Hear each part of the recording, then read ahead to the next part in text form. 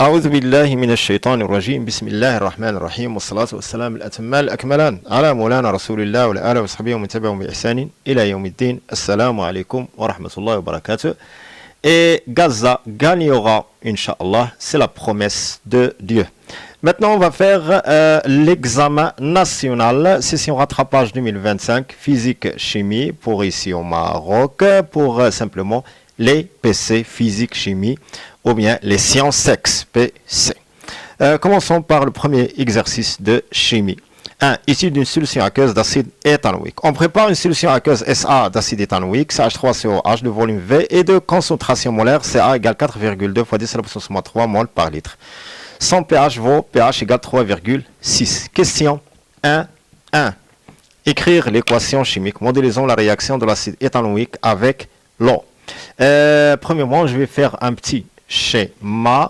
Donc, on a un réservoir. On a CH3COOH, la solution aqueuse, CH3COH. Acide éthanoïque de concentration CA à quoi égale 4,2 fois 10 à la puissance moins 3 mol par litre. Et son pH à quoi égale 3,6. Voilà.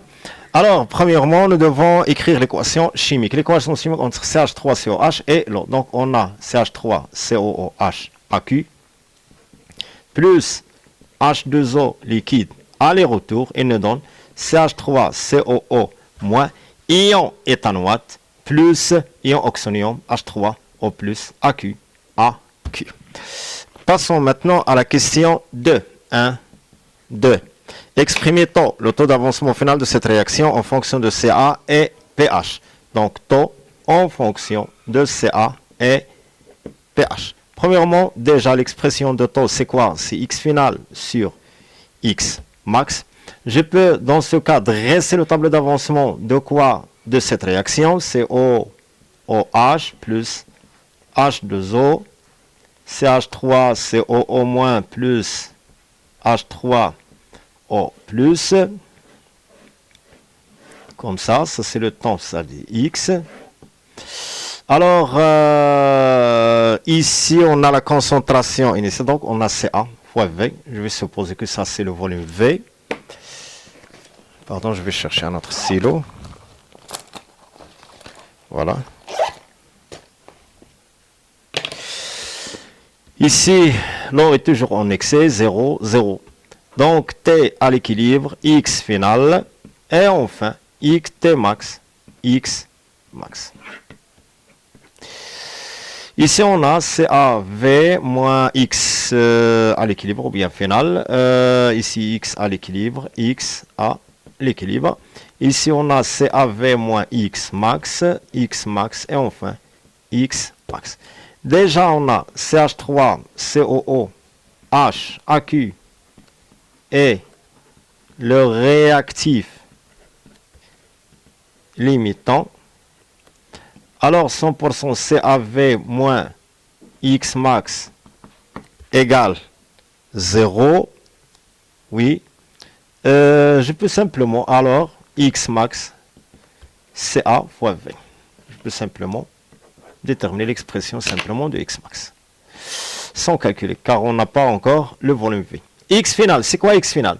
X final, c'est X à l'équilibre. Ces cases représentent quoi? Les quantités de matière. Donc, à quoi égale X final? Je travaille avec la colonne de H3+. Et X final, ou bien à l'équilibre, à quoi égale la concentration fois le volume. H3+ à l'équilibre fois le volume. Ça, c'est la deuxième expression. Alors, donc, taux à quoi égal? X final, c'est quoi? C'est la concentration de H3O+ à l'équilibre fois V sur X max qui est quoi? CA fois V. À quoi égal? Concentration aussi 10 à la puissance moins pH sur CA. Et enfin, taux à quoi égal? 10 à la puissance moins pH divided by CA. Ça, c'est l'expression de taux d'avancement en fonction de pH et CA. Passons maintenant exprimer en fonction de calculer sa valeur. Donc, application numérique. Taux à quoi égal 10 à la puissance moins à quoi égal pH, son pH 3,6 sur CA qui est quoi 4,2 fois 10 à la puissance moins 3. Voilà. Alors enfin, taux à quoi égal 0,06 ou bien 6%. C'est une réaction limitée. Passons maintenant à la question suivante. 1, 3. Déterminer la valeur de pKa du couple CH3COH, CH3COO-. pKa. Je peux utiliser la relation simplement Ka, la constante d'acidité, c'est K, la constante d'équilibre. La constante d'équilibre, la constante d'acidité car on a un acide plus O. C'est quoi la concentration de CH3COO- à l'équilibre fois la concentration de H3O plus à l'équilibre, le tout divisé par la concentration de CH3COOH à l'équilibre. Voilà. Les deux concentrations sont égales. Toujours on a X final, X max, X mal, quantité de matière sont égales. Alors 100%, ces concentrations sont égales. C'est la concentration de H3O plus à l'équilibre au carré, divided by. C'est quoi la concentration H3CO? C'est la concentration initiale moins la concentration de son conjugué. C'est quoi la concentration de son conjugué? C'est celle de quoi? De H3O plus à l'équilibre. Alors, Ka à quoi égale concentration c'est 10 à la puissance moins pH au carré, le tout divisé par Ca moins 10 à la puissance moins pH. Et enfin, à quoi égale pKa? pKa égale moins log de Ka égale moins log de quoi? 10 à la puissance moins 2 pH. 10 à la puissance moins pH au carré, c'est 10 à la puissance moins 2 pH. C'est Ca moins 10 à la puissance moins pH. Ça, c'est l'expression de pK. Ils veulent simplement sa valeur, je crois, déterminer, oui, la valeur. Application numérique.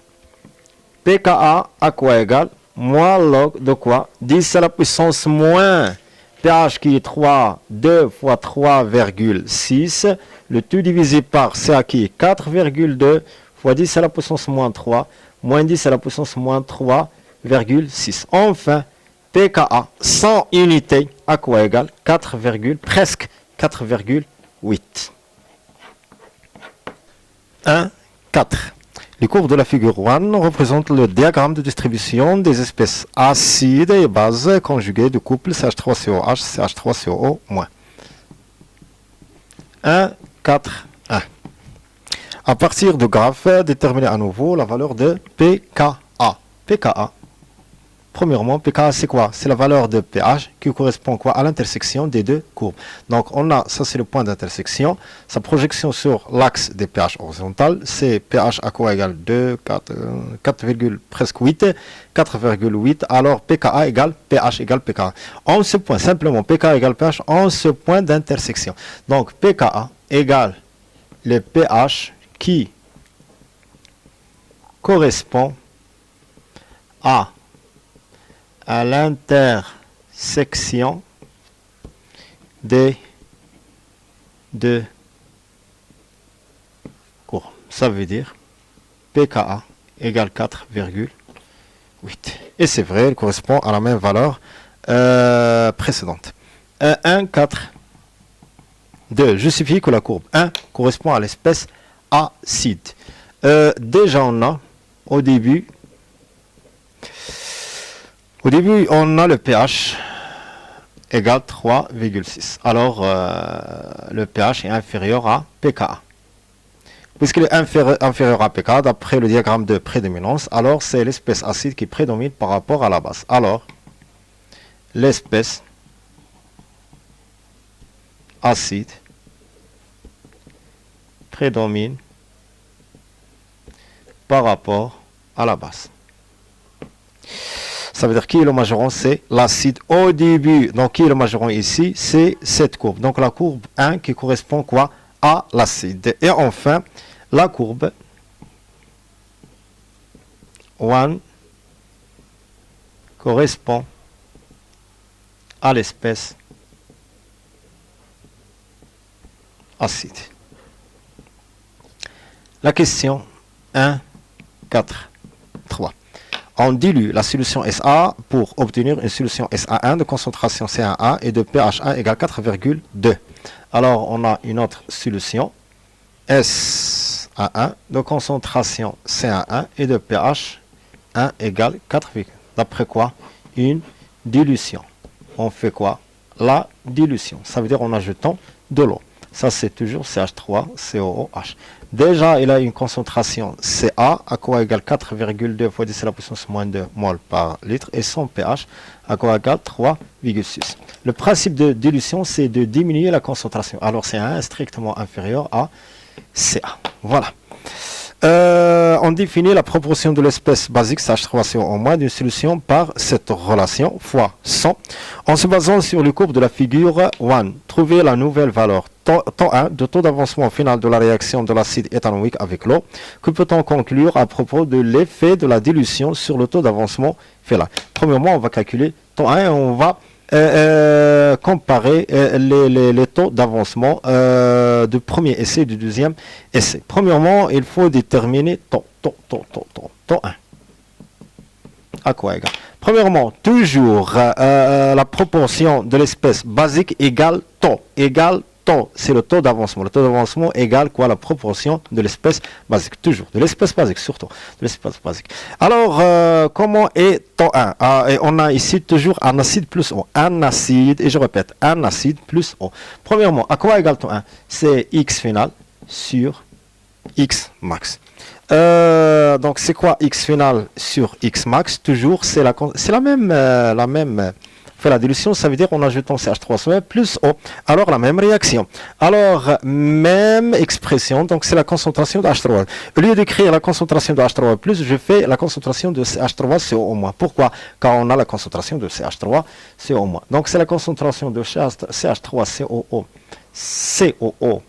à l'équilibre AQ sur X max qui est quoi? On a une autre concentration, voilà, CA. Voilà, c'est comme ça.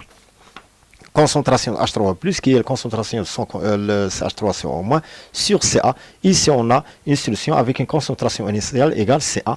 Voilà. Alors, je peux exprimer dans ce cas CH3COO-, acide ion éthanoate, AQ à l'équilibre, à quoi égal? Temps 1 fois Ca. Voilà.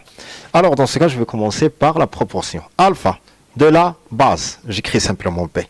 À quoi égale la concentration de CH3COO- AQ à l'équilibre sur la concentration CH3COOH AQ à l'équilibre plus la concentration CH3COO- à l'équilibre. À quoi égale? Ça c'est quoi? Temps 1 fois CA1 sur concentration de CH3COH, toujours c'est la concentration initiale CA1, moins la concentration de son conjugué CH3COO- à l'équilibre. Plus quoi? La concentration CH3COO- à l'équilibre.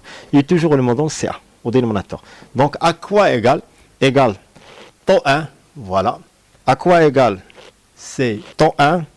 Je vais éliminer ici un partiel, on me donne simplement temps 1. Et toujours on a quoi ici? Fois 100, pardon. Fois 100. Fois 100. Voilà. Alors ça c'est la proportion. Égale temps 1 fois 100.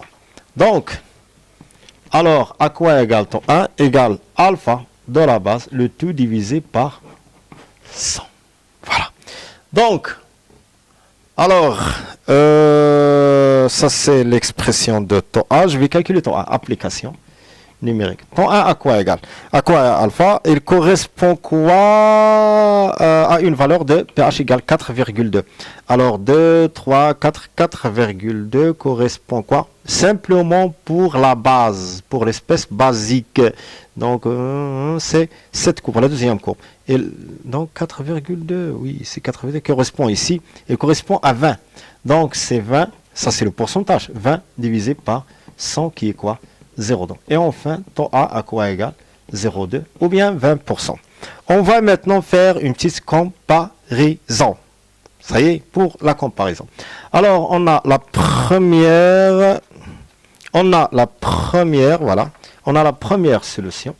Et là, ça c'est avant et après la dilution. De concentration Ca, de concentration C1 inférieur à Ca, et je trouve ici taux égale 0,06, Ici, taux 1 à quoi égal? 0, 2. Alors, puisqu'on va faire la dilution, alors la concentration C diminue en même temps, tant comment elle augmente, donc taux augmente. Alors, dans ce cas, la dilution, donc l'effet de la dilution, à propos de l'effet de la dilution sur le taux, oui, la dilution augmente le taux d'avancement. A. Ça c'est A. Avancement. 2. Issu d'une réaction d'estérification avec l'acide éthanoïque. Pour synthétiser l'éthanoate d'éthyle, noté E, on fait réagir 0,1 mol d'acide éthanoïque avec 0,1 mol d'éthanol, C2H5OH. Lorsque la réaction est terminée, on dose dans des conditions expérimentales bien déterminées l'acide restant avec une solution aqueuse Sb d'hydroxyde de sodium, Na plus H au moins. La concentration Cb égale 1,5. Le volume Sb versé à l'équivalence est Vb égale 22 ml. La première question, on a écrire en utilisant les formules semi-développées l'équation de la réaction d'estérification qui s'est produite.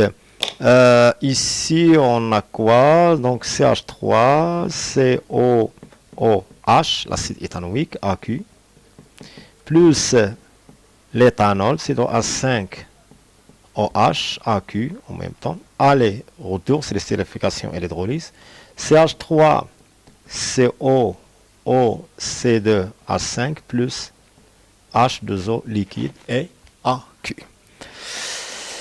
Ça, c'est la réaction semi-développée. 2. Calculer la quantité de matière NR d'acide restant à la fin de la réaction d'estérification. Premièrement, on a une solution comme ça. Et on va faire en même temps la dose de cette estérification.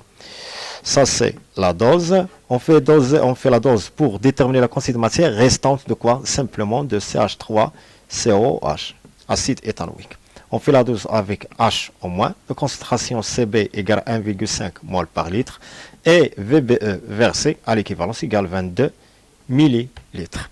Ici, on a en supposant CaVA. Ici, on ne prélève pas un volume. On fait le dosage pour tout le mélange réactionnel directement. Alors, dans ce cas, à quoi égale CaVA? C'est la quantité de matière. Et si on parle ici de la quantité de matière restante, oui, c'est l'acide restant ici. C'est la quantité de matière. On parle de la quantité de matière de l'acide. Je cherche ici la quantité de matière de l'acide, quoi, restant. L'acide restant, bien la quantité de matière restante. Alors, dans ce cas, je peux, pour calculer N restante, donc à l'équivalence. À l'équivalence, on a NR, je peux remplacer CaVA par quantité de matière, à quoi égale Cb fois VB, application numérique. NR à quoi égale? Cb, c'est quoi? 1,5 mol par litre fois VBE qui est 22 fois 10 à la puissance moins 3. Donc, quantité de matière restante égale 3,3 fois 10 à la puissance moins 2 mol. La question suivante, 2, 3. En exploitant le tableau d'avancement de la réaction d'estérification, déterminer son rendement. Alors, je vais dresser le tableau d'avancement. Donc, j'ai quoi ici? L'acide CH3COOH, AQ, plus l'éthanol, C2H5OH, aller-retour, et nous donne l'ester, donc CH3CO,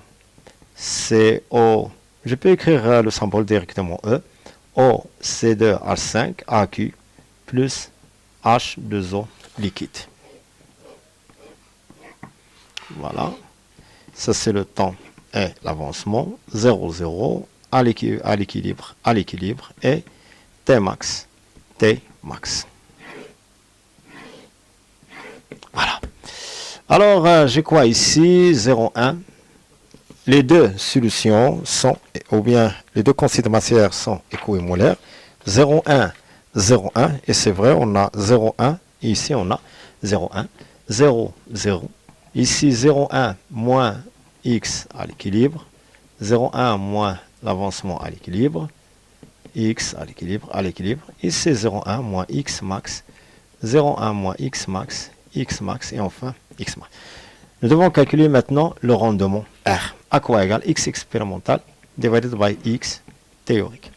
À quoi égale, en même temps, c'est X final sur X max. Voilà. C'est quoi X final? X final, premièrement, c'est quoi X max? Le réactif limitant, ce sont les deux, car les deux sont équimolaires. X max égale 0,1 mol. 0,1 quoi? Oui, mol. 0,1 mol. Alors, c'est quoi X final? Nous avons déjà déterminé ici, d'après le dosage, la quantité de matière restante. La quantité de matière restante, ça représente quoi? Ça, c'est quoi? La quantité de matière de l'acide restante, NR. Alors, on a NR à l'équilibre. Donc, c'est 0,1 moins X à l'état final. Donc, il y a C01 moins X à l'équilibre. Ça veut dire X à l'équilibre égale 0,1 moins NR. Dans ce cas, R à quoi égale? X final sur X max. À quoi égale X final qui est X à l'équilibre? C'est 0,1 moins la quantité de matière restante sur X max qui est quoi en même temps? C'est 0,1. Oui. Application numérique directement. R égale 0,1 moins, je peux écrire X max directement, sur 0,1. NR 0,33 je crois. Oui, mais elle se trouve-t-elle? NR, oui, c'est 33. 33 fois 10 à la puissance moins 2. Après calcul, R égale 0,67 ou bien 67%.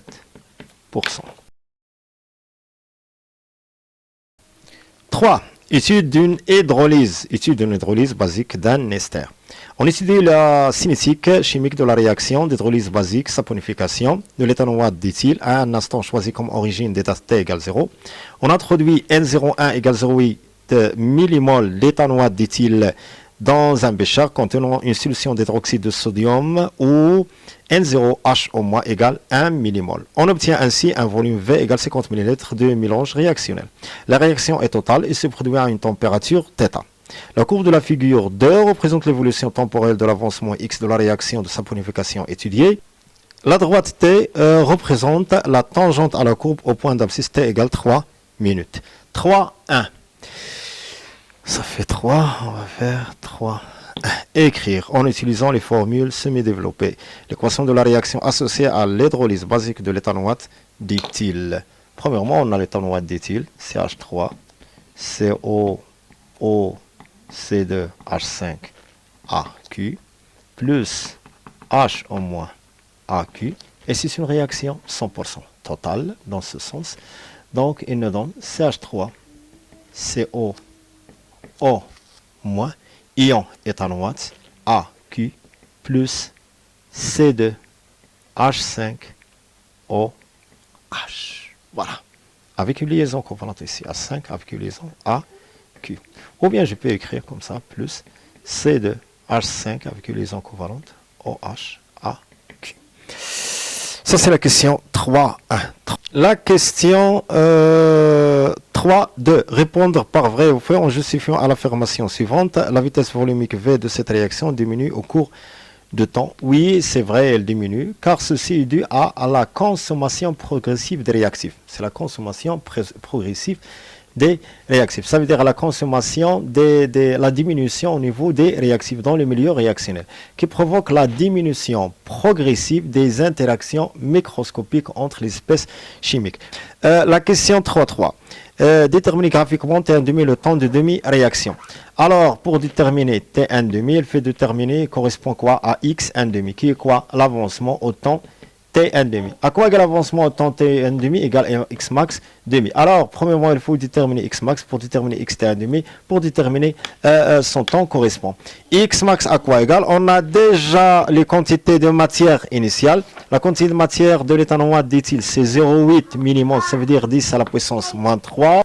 Et l'autre quantité de matière, c'est 1 fois 10 à la puissance moins 3 mol. Alors, le réactif limitant ici, c'est le premier, l'éthanoate d'éthyle, qui est 0,8 10 à la puissance, qui est inférieur à 10 à la puissance moins 3. Le réactif limitant est CH3, COO, C2A5, AQ. L'éthanol, dit-il. Alors, X max à quoi égale 0,8 millimol, 10 moins 3 mol. Voilà. Alors, dans ce cas, X 1 demi à quoi égale X max demi égale 0,8 fois 10 à la puissance moins 3 demi, qui est quoi 0,4 fois 10 à la puissance moins 3. Ça veut dire X 1 demi égale 0,4 millimol. Je vais chercher ici 0,4, 0,1, 0,2, 0,3, 0,4. 0,4 millimol correspond quoi à quel temps ça c'est X1 demi, voilà, X1 demi. Correspond quoi 1, 2, 3, 4, à 4. Qui correspond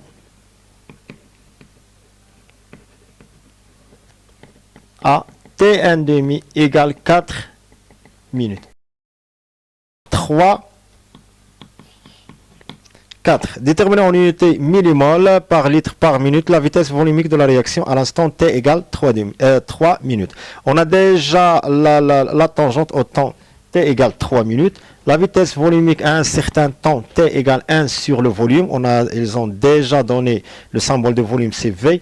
La dérivée de l'avancement par rapport au temps. Ici, on cherche en quel temps pour t égale 1 sur au temps t égale 3 minutes, oui, pour t égale 3 minutes. Donc, à quoi égale la vitesse volumique en 3 minutes?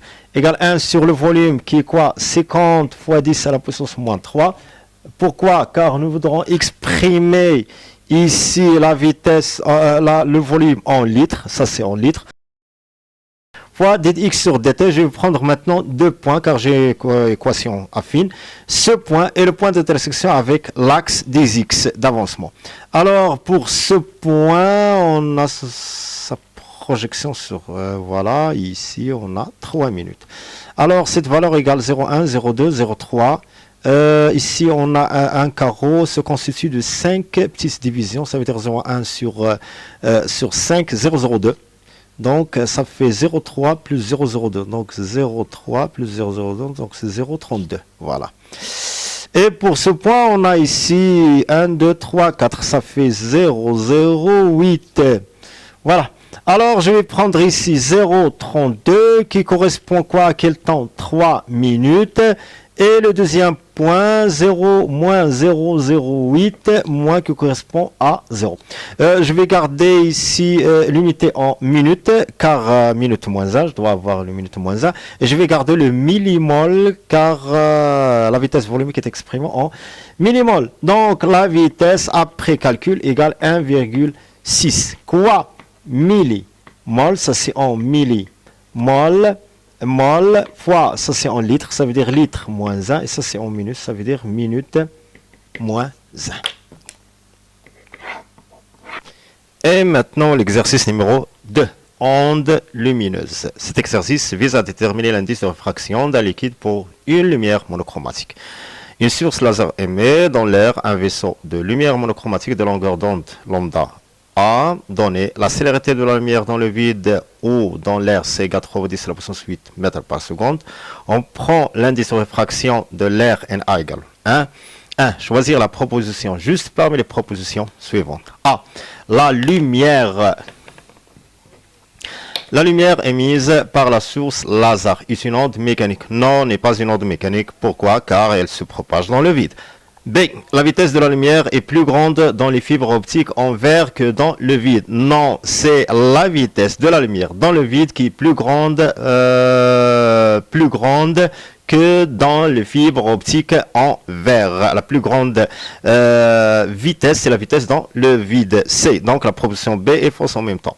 C. Les radiations de spectre visibles ont des longueurs d'onde dans le vide comprises entre 0,4 nanomètres et 0,8 nanomètres. Non, entre 400 et 800 nanomètres. À propos, pour les hertz, entre 400 et 800 terahertz.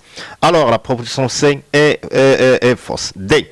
La fréquence de lumière monochromatique ne dépend pas du milieu de propagation. Oui, la fréquence reste toujours constante, quel que soit le milieu. Alors, la proposition D qui est vraie. 2. Le dispositif expérimental représenté sur la figure ci-contre est constitué de la source de laser précédente. Voilà une fente de largeur A. Un écran parallèle à la fente est placé à une distance D de la fente. Le vaisseau de lumière émis par la source laser arrive perpendiculairement à la fente. On observe sur l'écran des taches lumineuses comme le montre la figure. La tache centrale a une largeur L égale 2,4 centimes. 2.1. Nommer le phénomène observé, quel est alors l'aspect de la lumière mise en évidence. Donc on va nommer premièrement le phénomène. Le phénomène observé est le phénomène de diffraction. C'est le phénomène de diffraction. Quel est alors l'aspect de la lumière mise en évidence? Donc la lumière a un aspect ondulatoire ou bien la lumière a deux natures ondulatoires. La lumière a un aspect ondulatoire. Ondulatoire. O-I-R-E. Question 2.2.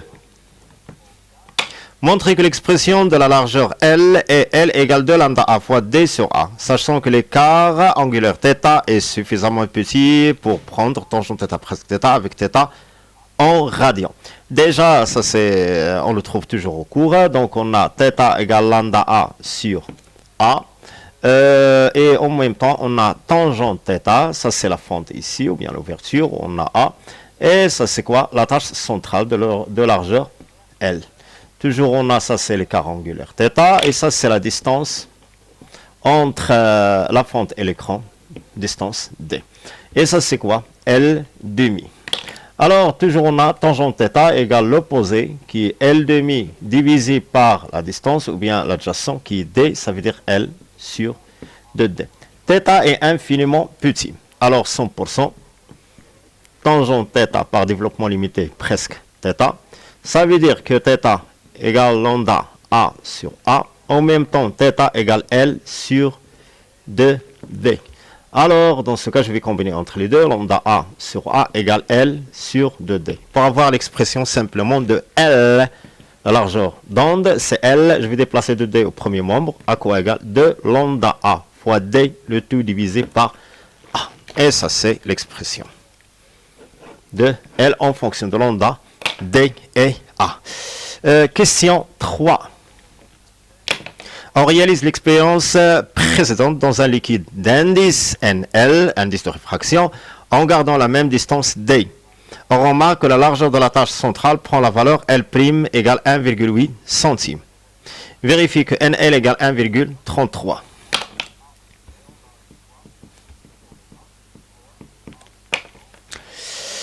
Déjà, on a l'indice de réfraction à quoi égal? Égal C sur V. En même temps, égal lambda A sur lambda prime A. Pourquoi lambda prime A? Puisqu'on a ici à notre milieu, c'est l'eau, presque l'eau. Donc à notre milieu, alors à quoi égale NL? Égale C, toujours à quoi égale N? L'indice sur V égale C sur V. La vitesse de la lumière dans le vide sur la vitesse de la lumière dans le milieu. À quoi égale la longueur d'onde dans le vide sur la longueur d'onde dans le milieu? On le symbolise par lambda 0. Ici, on a lambda A. Je vais symboliser quoi? Lambda, ça veut dire la longueur d'onde dans le milieu, lambda prime. Pourquoi? Car on a déjà L prime. L prime. Alors, à quoi égale lambda sur lambda prime? Déjà, on a la relation L à quoi égale 2 lambda A fois D, le tout divisé par A. Même chose, puisqu'on a changé la longueur d'onde, donc L sera changé en même temps. Donc L' égale 2 lambda prime fois D sur A. On n'a changé rien ici au niveau de quoi? De l'ouverture et la distance entre l'écran et l'ouverture. Alors, pour avoir lambda sur lambda prime A, je vais diviser L par L prime. Donc, L sur R prime, à quoi égale L sur L prime, à quoi égale 2 lambda A fois D sur A sur L prime qui est quoi?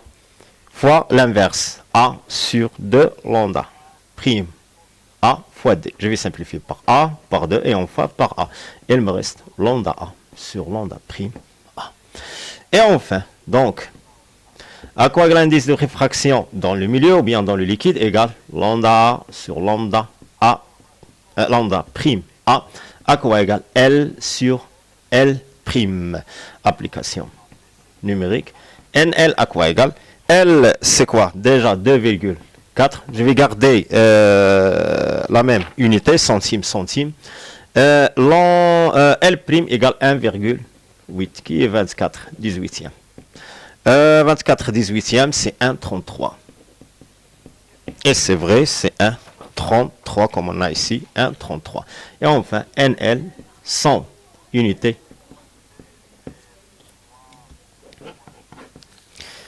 Je crois la dernière question, oui. 3, 2. Déduire VL, la vitesse de propagation de la lumière de laser dans ce liquide. À quoi égale VL? Même chose, on a l'indice de réfraction. À quoi égale C sur V? Quel V? V dans le liquide. Alors 100% V dans le liquide. À quoi égale C sur NL? Application numérique. VL à quoi égale C? 3 fois 10 à la puissance 8. Le tout divisé par 1,33. Et enfin, la vitesse dans le liquide égale 2,25 fois 10 à la puissance 8 mètres par seconde. Exercice numéro 3, l'électricité. Le but de cet exercice est d'étudier l'établissement et la rupture de courant électrique dans un circuit RL. Un circuit LC, idéal, la modulation d'amplitude. Partie 1. L'établissement et la rupture de courant dans un circuit RL. Le dispositif schématisé dans la figure 1 ci-contre comporte un générateur de force électromotrice E égale 10 volts et de résistance interne négligeable, une bobine d'inductance L et de résistance négligeable, de conducteurs ohmiques, l'un de résistance R égale 100 et l'autre de résistance 1 kilo. Voilà. Une diode supposée idéale de tension seuil ES égale 0. Ça veut dire, dans le cas où le courant passe dans le sens passant, donc ES à quoi égale 0, la diode se comporte comme un conducteur, comme un fil conducteur simplement de tension nulle. Un interrupteur K. 1. Question 1. Ça c'est partie 1. Oui. 1. À la date T égale 0, on ferme K et par suite un courant électrique d'intensité E, I circule dans le circuit. Montrer que l'équation différentielle vérifiée par la tension UR aux bornes de conducteur ohmique de résistance R s'écrit DUR sur DT plus R sur R UR égale ERE sur L. Toujours d'après la loi d'additivité des tensions. Donc on a UL plus UR à quoi égale E. Pourquoi? On a le générateur de force électromotrice E qui génère un courant I qui circule dans ce petit circuit ou bien dans cette maille simplement qui se constitue d'un conducteur ohmique de résistance R et de tension UR, d'une bobine d'inductance L et de résistance interne 0. Donc le courant circule dans ce sens, alors 100% la tension par convention de récepteur, ça c'est UL dans ce sens et UR dans le sens contraire. Donc UL plus URA à quoi égale E. C'est quoi UL? L DDI sur DT, ça veut dire plus UR. Je garde l'expression de R comme elle est. Pourquoi? Car nous devons exprimer l'équation différentielle en fonction de UR, tout simplement. En même temps, on a UR à quoi égale? La tension aux bornes de la résistance égale R fois I. Ça veut dire quoi? 100% que I à quoi égale? UR divided by R. Donc, L, la dérivée par rapport au temps de quoi? De I, je vais remplacer I par sa nouvelle expression UR sur R. Plus UR égale E. Donc, je fais sortir R, ou bien 1 sur R, c'est une valeur constante. Donc, L sur R, D UR par rapport au temps plus UR égale E. Nous devons avoir simplement cette expression. Le coefficient de DUR sur DT, c'est 1. Alors, je vais multiplier par l'inverse, R sur L. Donc, c'est DUR par rapport au temps plus R sur L fois UR égale E fois R divided par L. Et c'est vrai. Question 1, 2. On visualise à l'aide d'un dispositif ADK l'évolution temporelle de la tension UR. On obtient ainsi la courbe de la figure 2. La droite T représente la tangente à la courbe au point d'abscisse T égale 0. En exploitant la courbe de la figure 2, déterminer tau, la constante de temps du circuit, et 0, l'intensité du courant en régime permanent. On va déterminer simplement tau, constante de temps, et I0, qui est quoi en même temps? C'est IP, le courant en régime permanent. Géométriquement, ou bien graphiquement. À quoi égale temps? C'est quoi? C'est la projection de quoi? De l'intersection de quoi? De la tangente au temps t égale 0 et l'asymptote de la courbe à la courbe en régime permanent en ce point. C'est sa projection qui est quoi? 1. Ici on a l'intersection et ici on a sa projection, ça fait 1. Donc 1 milliseconde, ça veut dire 10 à la puissance moins 3 secondes ou bien 1 milliseconde.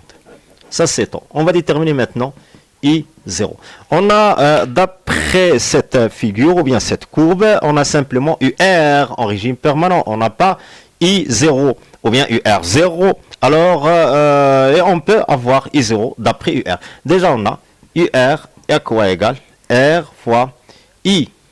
Alors, 100% UR en régime permanent, voilà, à l'infini, ou bien je peux écrire P directement, à quoi bien UR0 égale R fois I0, le courant maximal. Alors, dans ce cas, I0 à quoi égale UR en régime permanent, P sur R, application numérique. I0 à quoi égale UR à quoi égale UR, on a 1, 2, 3, 4, 1, 2, 3, 4. Ça fait 5 plus 5, ça fait 10. 10 volts. Ça fait 10 divisé par R. Quel R? On a 100. Qui est quoi? 0. Et enfin, I0 à quoi égale I0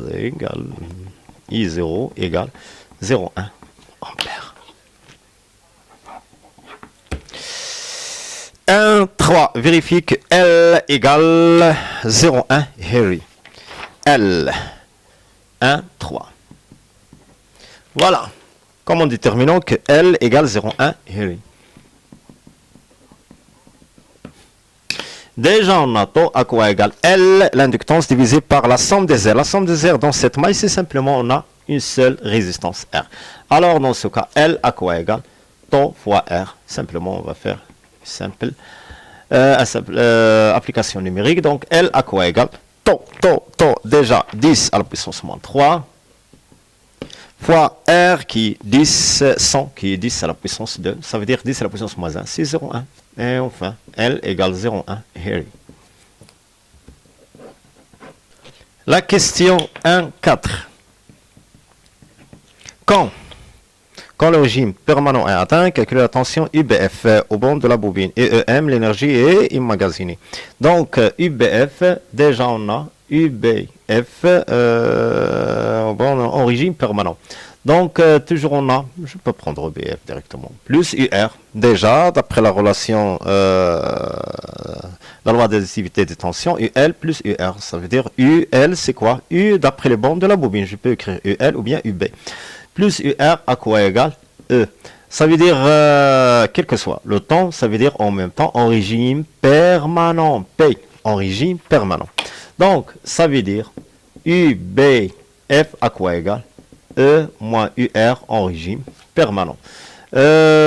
Application numérique, UBF à quoi égale E qui est 10, moins UR en régime permanent, c'est 10 en même temps, ça fait 0. Et enfin, UBF égale 0 volts. Ça, c'est la première, je peux écrire première méthode. Deuxième méthode. Plus. Simple déjà, à quoi égale UBF? C'est UL égale L D de I sur DT. En régime permanent, ça veut dire L D de I0 sur D. En régime permanent, le courant est constant. À quoi égale 0. Mais donc, UBF, d'après le borne de la bobine, en régime permanent, à quoi égale 0 volts. Et UM, l'énergie est emmagasinée. À quoi égale EM? Déjà, on a l'énergie emmagasinée dans la bobine, à quoi égale son expression 1 demi LI au carré. Mais en régime permanent, 1 demi LI0 au carré. Ça, c'est en régime permanent. I0 au carré, application numérique, EM à quoi égal 1 demi fois L qui est quoi 0,1, 10 moins 1, fois I0 qui est en même temps 0, 1, 10 moins 1 au carré. Donc EM à quoi égal 1 demi c'est quoi c'est 0,5. Voilà, 10 moins 1 fois 10 moins 2, c'est 10 moins 3 joules. La question suivante 2. Le régime 1,4, oui, passons maintenant à la question 2. Le régime permanent étant établi. À un instant t égale 0, choisis comme nouvelle origine des dates. On ouvre l'interrupteur K. Juste après l'ouverture de K. À un instant t égale 0 plus de 1. Déterminer l'intensité de courant traversant la bobine. Donc, I autant t égale 0 plus à quoi égale le courant I en régime permanent lorsque t tend vers l'infini pour la première maille. La maille 1, ça c'est la maille 1. Donc c'est quoi? C'est I0 en régime permanent. Alors, donc, I autant t égale 0 plus à quoi égale I0 qui est quoi? 0,1 ampères. La question 2. Vérifier que la tension aux bornes de conducteur ohmique de résistance R1 et R1 égale 100 volts. On a UR1 autant T égale 0 plus. Toujours 0 plus. Juste après l'ouverture de K. On travaille avec quoi? La deuxième maille ici.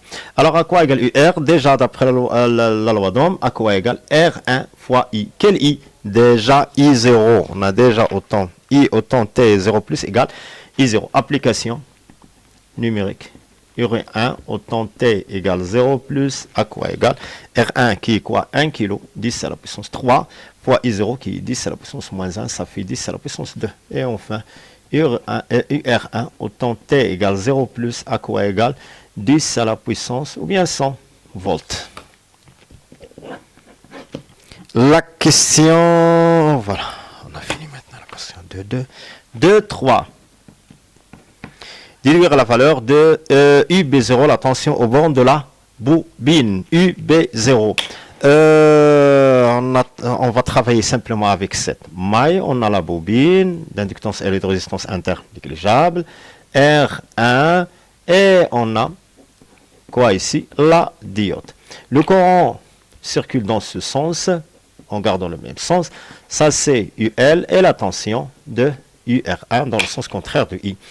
Alors, dans ce cas, on a UL plus UR1 à quoi égale 0, d'après la loi. D'après la loi d'additivité des tensions. Donc, alors nous devons déterminer maintenant UL, quoi? UL, ici. On a UL, UB0, je vais écrire ici, UL, ça c'est en général, ça c'est UL. Alors, UL, ou bien UB0, à quoi égale? Moins UR1, autant T égale 0 plus, on écrit UB0, autant T plus, juste après l'ouverture de l'interrupteur. À quoi égale? UB0 égale moins 100 volts, car déjà on a UR tant T égale 0. 3. On forme un circuit oscillant LC, considéré idéal par la bobine précédente, et un condensateur de capacité C égale 1 microfarad, totalement chargé par le générateur de force électromotrice E. 3, 1. Calculer N0, la fréquence propre de cet oscillateur. Déjà, on a le circuit est idéal. Ça veut dire que N0 égale 1 sur T0 égale 1 sur depuis la racine L fois C. Application numérique. N0 égale 1 divided by 2 pi fois la racine. L à quoi égale 0,1. C égale 10 à la puissance moins 6 farad. Après calcul, donc, N0 égale 503,5 Hz.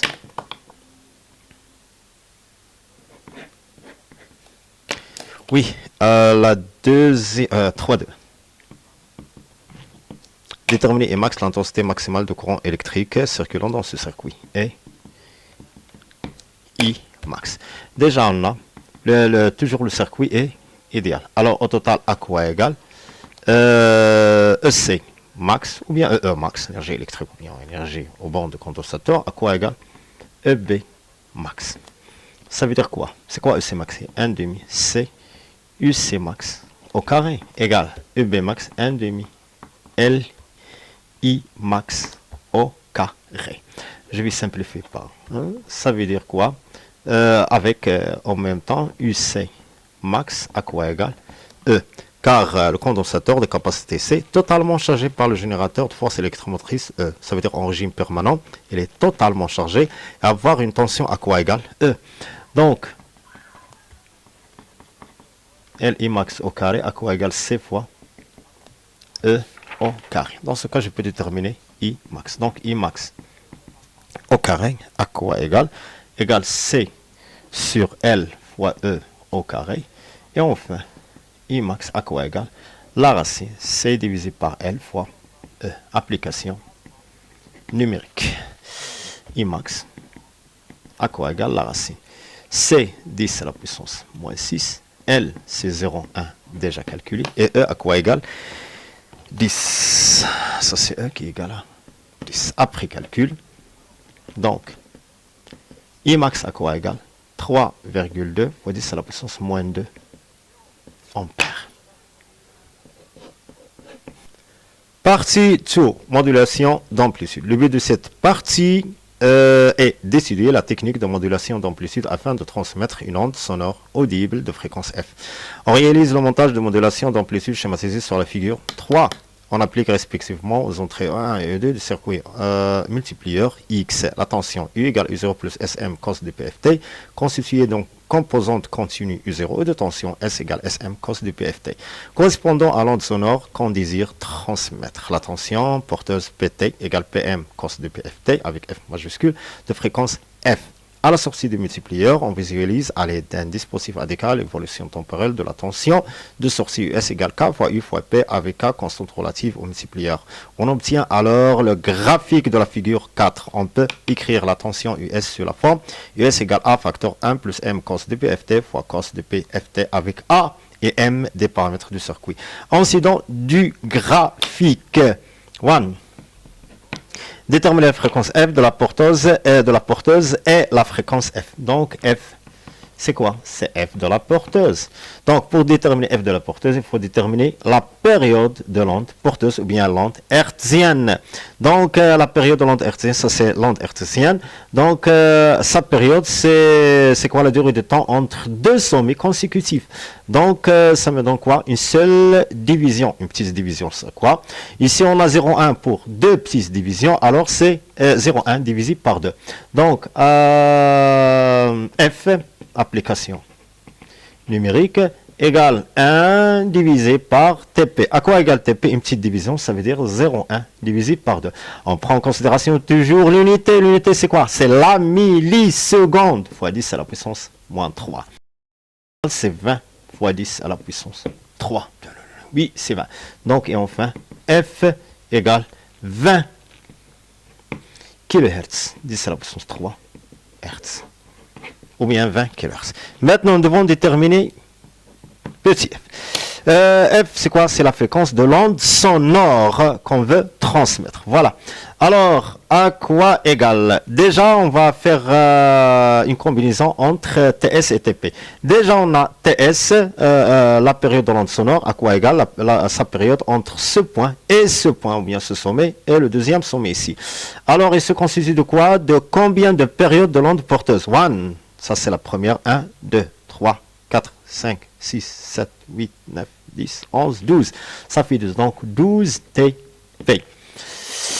Donc, alors, je fais l'inverse. 1 sur TS, à quoi égale 1 sur 12 fois 1 sur TP. 1 sur TS, c'est la fréquence F de l'onde sonore, égale 1 deuxième. 1 sur TP, c'est la FP qui est quoi? F. Et enfin, F égale F divisé par 12. Application numérique, F à quoi égale 20 fois 10 à la puissance 3, le tout divisé par 12. Et enfin, petit f à quoi égale 1,67 fois 10 à la puissance 3 Hz. Question 2.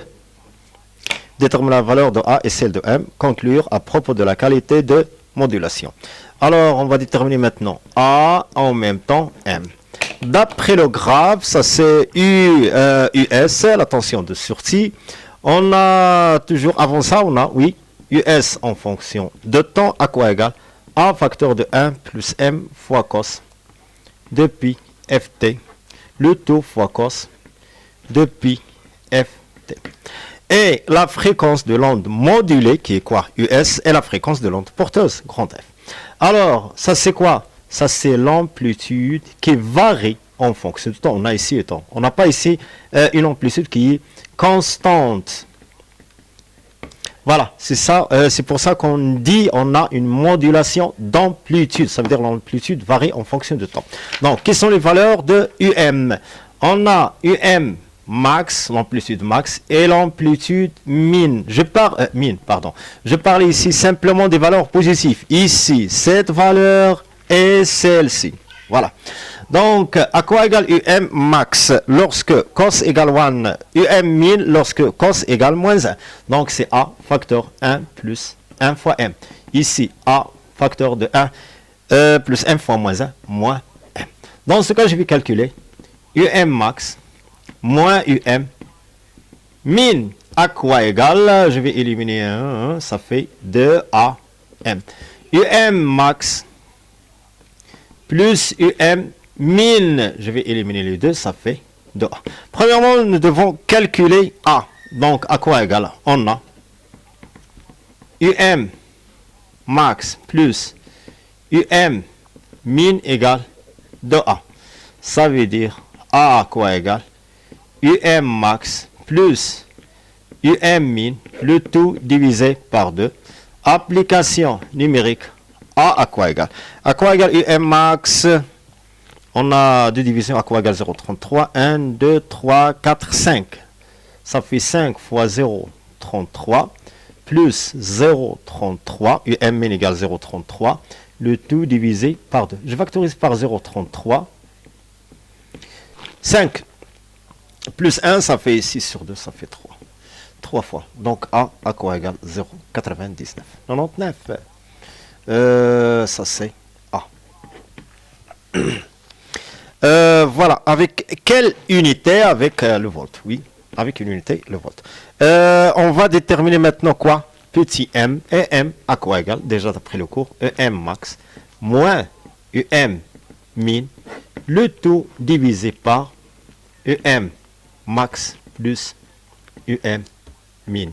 À quoi égale UM max? C'est 5 fois 0,33 moins 0,33 sur 5 fois 0,33 plus 0,33. Je vais simplifier par 0,33. Il me reste 4 sixièmes. Ça fait 2 tiers. Ça fait 0,66 ou bien 0,65. Enfin, M égale 0,67 100 unités. Et enfin, on va déterminer la qualité de la modulation. On a ici deux facteurs qui assurent qu'on a une très bonne modulation. Ces deux facteurs sont quoi? Premièrement, M qui est quoi? Strictement inférieur à 1. Oui. Deuxièmement, on a une fréquence quoi? F qui est très très inférieure par rapport à F. Ou bien F inférieur ou égal à F dixième. Alors, ça veut dire quoi? On a une bonne modulation. Et maintenant, on est arrivé à la partie de la mécanique exercice numéro 4. Partie 1, mouvement d'un skieur. On étudie dans cette partie le mouvement de chute libre d'un skieur. Le skieur part du point A de la piste à O et arrive au point O avec une vitesse V0 égale 30 mètres par seconde, figure 1. À son arrivée au point O, le skieur quitte la piste et on le considère en chute libre. La trajectoire de mouvement du skieur est située dans un plan vertical. On modélise le skieur et son équipement par un solide S de masse M et de centre d'inertie G. Donné intensité de posanteur G, étudie le mouvement de chute libre du skieur dans un référentiel terrestre supposé galiléen à t égale 0. Le centre d'inertie G coïncide avec O. On étudie le mouvement. En appliquant la deuxième loi de Newton, établir dans le repère orthonormé OIG lié au référentiel terrestre les équations horaires numériques du mouvement X et Y en fonction de centre d'inertie G. Ça, c'est la question 1. Donc, d'après la loi, la deuxième, c'est pas la loi d'additivité, attention. La deuxième loi de ça c'est W, de Newton, on a la somme des forces extérieures à quoi égale M à G. On a simplement le corps issu de l'action de son poids, donc mg égale ma, je vais simplifier par m, donc a à quoi égale G. Alors les coordonnées, ou bien les composantes de A sont celles de quoi? De G. On a premièrement le repère qui est comme ça. On a l'axe des X et l'axe des Y au haut. On a toujours G vers le bas et V0 ici. Et le temps T égale 0, on ce point O, quoi, c'est avec O. En même temps, on a au temps T égale 0, le corps part, on fait l'étude de point O directement. Donc, AX. À quoi égale G suivant les X et les perpendiculaires, ça veut dire 0. Et AY à quoi égale G collinéaire avec Y, mais le sens contraire, c'est moins G. C'est quoi AX? En même temps, c'est d de Vx sur dt égale 0. Pourquoi x égale a tangentiel n'est pas égal à a normal ou bien a tangentiel plus a normal? Car on fait l'étude sur l'axe des x, c'est une trajectoire rectiligne, alors a égale a tangentiel. Même chose sur l'axe des y, rectiligne, ça veut dire a égale a y. Et a tangentiel égale d de vx sur d. Donc d de vx sur dt égale 0. Et d de vy sur dt qui est ay égale moins g. Ça veut dire, premièrement, c'est quoi? Puisque la dérivée de V égale 0, alors Vx est une constante. À quoi égale? V0x, ça veut dire V0 ou bien VO, au point ici, ça c'est la vitesse au point O, VO. Ok, suivant X, on a VO suivant X, déjà collinéaire avec X, donc c'est, et même sens, donc c'est VO, qui est égal à 30 millimètres par seconde. D de Vy, on a ici, D de Vy à quoi égale? Moins g dt. Ça veut dire que Vx en fonction de temps, quel que soit le temps, est constante, trajectoire rectiligne uniforme, et Vy en fonction de temps, en utilisant la fonction primitive ou bien l'intégrale directement, égale moins gt plus une constante. À quoi égale une constante? Au temps t égale 0, temps initial. Au temps t égale 0, à quoi égale? Avec Vy au temps t égale 0, à quoi égale? Égale V 0, y, à quoi égale V0, y égale 0. Et en même temps, Vy au temps t égale 0, je remplace t égale 0, égale la constante. Ça veut dire que la constante, à quoi égale 0. Et enfin, Vx égale Vy, et V0, pardon, ou bien VO, et Vy à quoi égale moins gt. Passons maintenant à x et y. Nous devons déterminer l'équation horaire du mouvement. Ça veut dire x en fonction de temps, y en fonction de temps. Ça veut dire quoi? C'est quoi Vx? C'est d de x par rapport au temps égale V0. Et d de y par rapport au temps à quoi égale moins gt. Alors, d de x à quoi égale VO d de t. Et d de y à quoi égale moins gt dérivé de t. Utilisons maintenant la fonction primitive xt pour déterminer x en fonction de temps, y en fonction de temps. À quoi égale V0 fois t plus C1, une constante. Et ça, c'est quoi? Moins 1 demi gt, la fonction primitive de t, 1 demi t au carré, plus une deuxième constante. D'après les conditions initiales, à quoi égale x au temps t égale 0? Égale x0 ou bien x au temps t égale 0. Lorsque le corps au point O, à quoi égale 0? Y au temps t égale 0, égale y0 égale 0 mètres. À quoi égale x au temps t égale 0? Je remplace t par 0, il me reste simplement la constante C1. Et ici la constante C1. Ça veut dire que x en fonction de temps, à quoi égale V0t. Y en fonction de temps égale moins 1 demi gt au carré. Ça c'est l'équation horaire du mouvement. Voilà. Passons maintenant à la question suivante. La question suivante, c'est quoi? Oui, déduire que l'équation de la trajectoire de centre d'inertie G s'écrit y moins 5,56 fois 10 à la puissance moins 3 x carré. Déjà, ça c'est la question 2. Voilà, la question 2. D'après la première question, on a x en fonction de temps égale VO ou bien V0t et y en fonction de temps égale moins 1 demi GT au carré. Ça veut dire, je vais déterminer maintenant l'expression de t égale x sur V0. Et je vais remplacer la nouvelle expression de t dans la deuxième équation. Y en fonction de x, ça devient en fonction de x et pas en fonction de t. Donc moins 1 demi g, c'est quoi t au carré? X carré sur V0 au carré. Et enfin, y en fonction de x à quoi égale moins g sur 2 V0 carré, le tout fois x carré. Et voilà. Application numérique. Y à quoi égale moins 10 sur 2 fois. C'est quoi VO? C'est 30 au carré fois x carré. Qui sera à quoi égal à cette valeur? Quelle valeur? Moins. Avec le moins, équivaut que y à quoi égale moins 5,56 fois 10 à la puissance moins 3, quoi, x carré. Voilà. Question 3.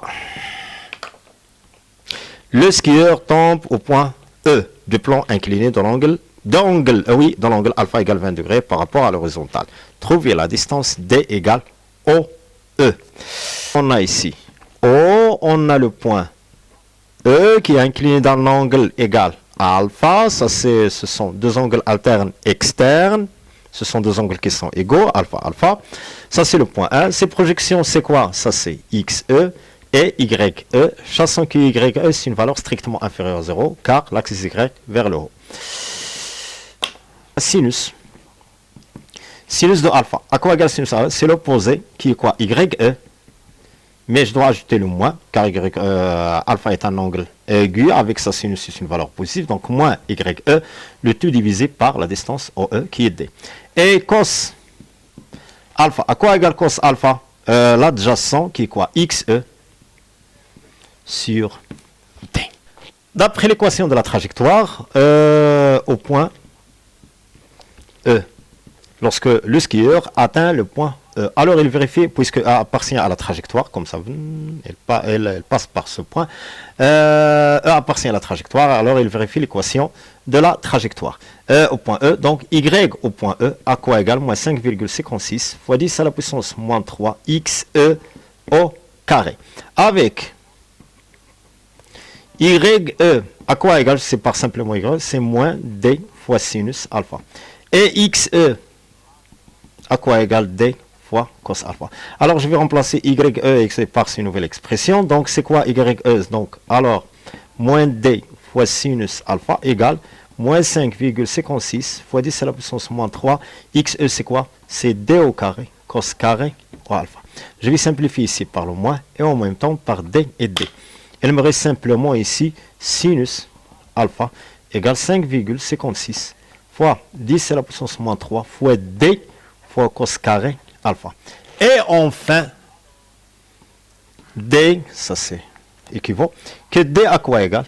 Sinus alpha, le tout divisé par 5,56 fois 10 à la puissance moins 3 cos carré alpha. Ça y est, application numérique, D à quoi égale? Sinus de alpha à quoi égale? Je crois que c'est 20.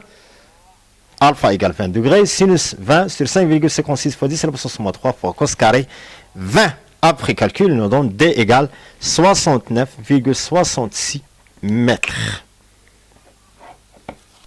Et enfin, la dernière partie, le pendule de torsion. Dans cette partie, on se propose d'étudier le mouvement d'un pendule de torsion afin de déterminer quelle grandeur qui lui sont liées. Le dispositif de la figure 2 comporte un fil de torsion de masse négligeable et de constante de torsion C et une barre métallique homogène AB. L'une des extrémités du fil est fixée en un point O et l'autre est fixée au centre d'inertie G de la barre. La barre AB effectue son frottement dans dans le plan horizontal un mouvement de rotation autour de l'axe delta confondu avec le fil. Le moment d'inertie de AB par rapport à delta et G delta égale 6,67 fois 10 à la puissance moins 3 kg fois mètre au carré. On fait tourner dans le sens positif la barre AB autour de l'axe delta d'un angle θ max par rapport à sa position d'équilibre et on la libère sans vitesse initiale à un instant t égale 0. Qu'on prend comme origine des dates. On étudie le mouvement de ce système dans un repère lié à un référentiel terrestre supposé galiléen et on repère la position de AB à chaque instant t par son abscisse angulaire θ par rapport à sa position d'équilibre θ égale 0. Question 1. En appliquant la relation fondamentale de la dynamique dans le cas de la rotation au pendule de torsion étudiée. Établir l'équation différentielle du mouvement vérifié par θ. Alors, en appliquant la relation fondamentale de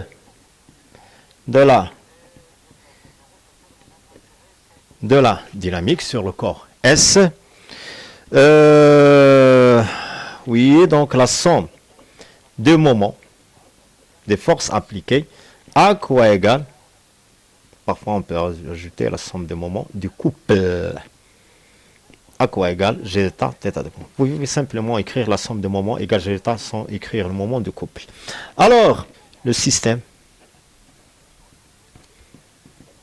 étudié, je crois que le corps S, c'est la barre, oui, c'est la barre.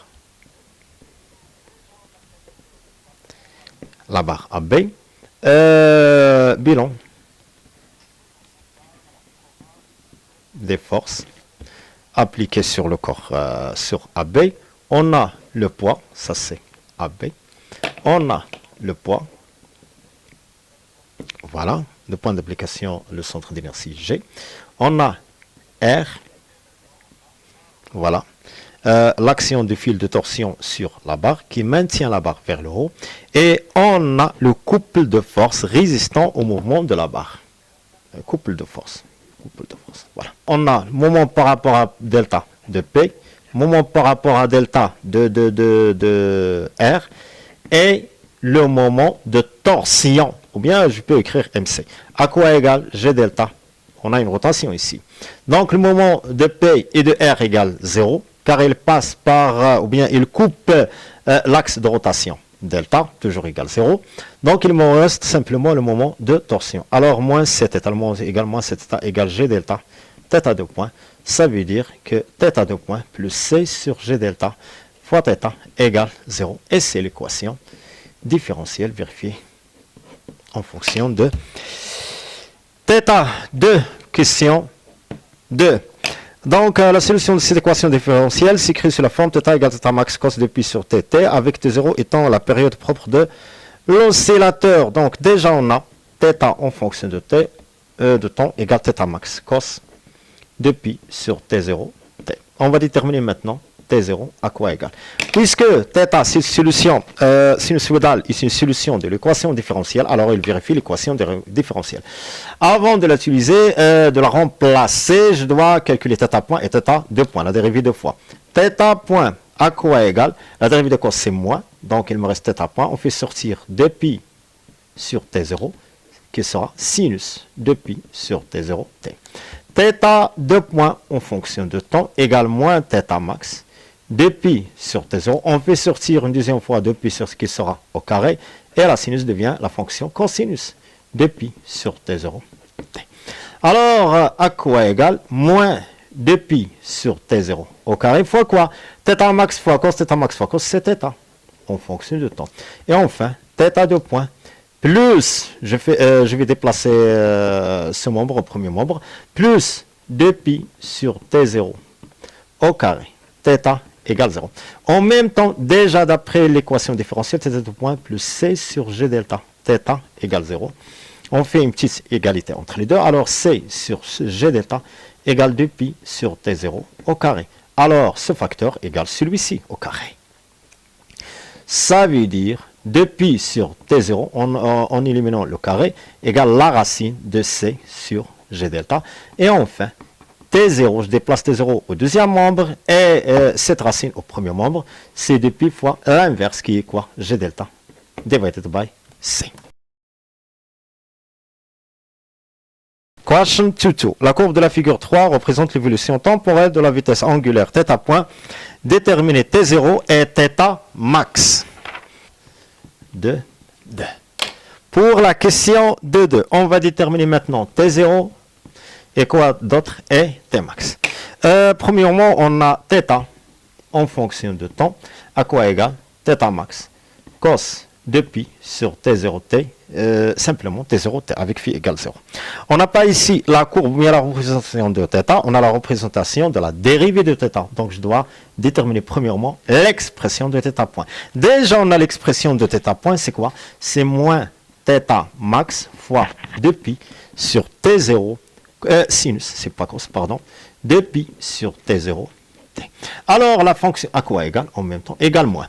C'est quoi θ max cos de pi sur... C'est l'amplitude de θ point. C'est θ point max avec le moins. Et toujours l'amplitude est positive. Sinus de 2pi sur T0. Alors, on a gardé, ou bien la fonction θ point garde la même période T0. Alors dans ce cas, je peux calculer T0. À quoi égale T0? C'est cette période. On a 4 carreaux. 1, 2, 3, de ce point jusqu'à celui-ci.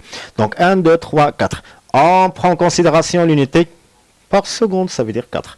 Donc, T0 égale 4 secondes. D'après la figure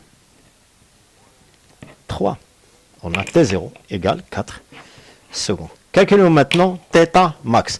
On a une petite relation entre θ max toujours et θ point max. On a θ max fois 2pi sur T0, c'est quoi? J'ai remplacé par l'amplitude directement, toujours maximale. Max, ça veut dire que θ max à quoi égale? T0 sur 2pi fois θ point max, application numérique. θ max à quoi égale? T0 qui est 4 sur 2pi fois θ point max. À quoi égale θ point max? Et nous donc quoi? 0,1, 0,2. Ici, on a presque 4 carreaux. Chaque petit carreau à quoi égale? 0,01. Donc 0,04. Donc 0,2 avec 0,04, 0,24. Et enfin, θ max à quoi égale? Presque 0,15 radians. Et toujours θ en radians, s'exprime en radians. La question 2.3. Calculer C. Toujours on a T0. À quoi égale? Depuis la racine G delta sur C. On a déjà T0 et depuis racine G delta sur C. Alors T0 au carré égale 4 pi au carré fois G delta sur C. Ça veut dire C à quoi égale 4 pi au carré fois G delta sur T0 au carré, application numérique. C égale 4 pi carré, c'est 10, fois G delta égale 6, 67, fois 10 à la puissance moins 3, sur T0 qu'on a déjà calculé, c'est 4 au carré. Et enfin, C égale 16,7 fois 10 à la puissance moins 3. Quoi? Newton fois le mètre, fois le radian, moins 1. Troisièmement, on prend la position d'équilibre du pendule comme référence de l'énergie potentielle de torsion EPT égale 0. Et le plan horizontal passant par G comme référence de l'énergie potentielle de pesanteur EPP égale 0. Incident du graphe de la figure 3 et en exploitant la conservation de l'énergie mécanique. 3, 1.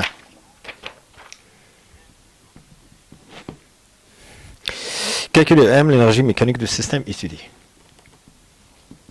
Avant de calculer EM, il faut déterminer premièrement l'expression de EM. À quoi égale EM? Égale EC plus EP. C'est quoi EP? Oh, c'est EPP plus EPT. Énergie potentielle de pesanteur plus énergie potentielle de torsion. À quoi égale EC? Déjà, on a EC égale 1,5. On a la rotation G delta, θ point au carré. À quoi égale EPP? D'après la définition de l'année précédente, donc c'est mg zg moins z0. C'est quoi ZG? C'est la cote de quoi? De centre d'inertie de corps, de la barre. Et Z0, la cote de l'état de référence. Déjà, on a la barre comme ça c'est le plan horizontal. Et on a EPP 0, je symbolise toujours l'état de référence 0. Pourquoi? Car son énergie, potentiel de posanteur, toujours est nulle. Donc, il passe par G. En même temps, on a quoi? On a l'axe des cotes Z, toujours se dirige vers le haut avec une vecteur unitaire K confondu avec son origine qui est O. Alors O est confondu avec G. Ou bien G représente l'origine de l'axe des cotes Z. Alors c'est quoi Z0? L'état de référence, c'est la cote de l'état de référence toujours égale 0. Voilà, ZG, G reste toujours fixe, immobile, sans mouvement, au repos. Donc il est confondu avec O, même chose égale à 0. Alors dans ce cas, à quoi égale EPP? Toujours égale 0 joules. Et nous reste à l'expression de EPT. À quoi égale EPT? Égale 1 demi C θ au carré plus une constante. On va déterminer la constante. On va déterminer la constante d'après l'état de référence. On prend la position d'équilibre du pendule comme référence. C'est quoi la position d'équilibre? Ça veut dire θ égale 0 radian. Lorsque la barre est stable ou bien au repos, θ égale 0, alors son énergie potentielle de torsion est nulle. Donc l'énergie potentielle de torsion EPT égale 0. Donc ça c'est en fonction de θ. Alors à quoi égale EPT? 0, ça veut dire lorsque θ égale 0 radian. À quoi égale? Je remplace θ par 0, il me donne 0 plus constante. En même temps, à quoi égale EPT? EPT égale 0 à l'état de référence, 0. Ça veut dire que C égale 0. Et enfin, l'énergie potentielle de torsion, à quoi égale? 1 demi C θ au carré. Et enfin, à quoi égale EM? L'énergie mécanique égale EC simplement plus EPT qui est quoi? 1 demi G delta θ point au carré plus EPT qui est 1 demi C θ au carré. Ça c'est son expression. Maintenant on va déterminer la valeur de EM. Pour déterminer EM on a, puisque on a la conservation, on a la conservation de l'énergie mécanique, ça veut dire que EM à quoi égale? EC max. En même temps égale EPT max. Je prends EC max pour déterminer EM. Car, pourquoi? Car j'ai déjà θ point max d'après ce graphe ou bien cette figure. Donc à quoi égale? 1 demi G delta θ point, 1 demi G delta θ point max au carré. Application numérique. EM à quoi égale? 1 demi. G delta c'est quoi? 6, 67 fois 10 à la puissance moins 3. θ point max, nous avons déjà calculé θ point max à quoi égale? 0,24 au carré en système international radian par seconde. Après calcul, EM à quoi égale? 0,2, presque 0,2 fois 10 à la puissance moins 3. Il me donne quoi? 0,19 et quelques. Donc 0,2 fois 10 à la puissance moins 3 joules. Et enfin, la dernière question, 3,2. Déterminer le travail de couple de torsion entre les instants T1 égale 0 et T2 égale 3,4. Ça, c'est la question 3,2. Donc, à quoi égale le travail de couple de torsion? À quoi égale? C'est la différence de quoi? D'énergie potentielle la différence de l'énergie potentielle de torsion. C'est pas ici de T1 qui est 0 à T2, de T2 à T1. Donc l'énergie potentielle de torsion de T1 en ordre, moins l'énergie potentielle de torsion de T2. Déjà on a EM à quoi égale? Énergie cinétique autant T plus l'énergie potentielle de torsion avec EPP égale 0. Autant T. Alors, à quoi égale EP T autant T égale EM moins EC en fonction de T. Pourquoi j'exprime EPT en fonction de EC? Car on a EC est déjà exprimé en fonction de θ point et on a simplement le graphe de θ point. Alors, le travail de couple de T1 à T2 à quoi égale? EPT1, si je remplace T par T1, c'est quoi? C'est EM moins EC T1. Moins, ici quoi? EM moins EC T2. Et je ferme la parenthèse. Donc EM moins EM c'est 0. Il me reste simplement EC T2 moins EC E temps T1. À quoi égal 1 demi G delta. Ça c'est quoi? Θ point 2 au carré moins θ point 1 au carré. Je factorise ici par 1 demi G delta. 1 demi G delta θ point 2 au carré moins G1 θ point 1 au carré. Application numérique. Le travail de couple entre T1 et T2 à quoi égal 1 demi. G delta toujours égal 6,67 fois 10 à la puissance moins 3. θ2 pour 3,4, 1, 2, 3, ça c'est 3,4 avec 4 petites divisions, et il me donne directement ce point, 0,02, directement ce point. Ça c'est 3,4, correspond à 0,2. Donc c'est 0,2 en système international au carré moins, et pour 0, θ1, pour t égale 0, c'est 0. Oui, après calcul, le travail de couple de T1 à T2 à quoi égal 1,33 1,33 fois 10 à la puissance moins 4 joules. Merci.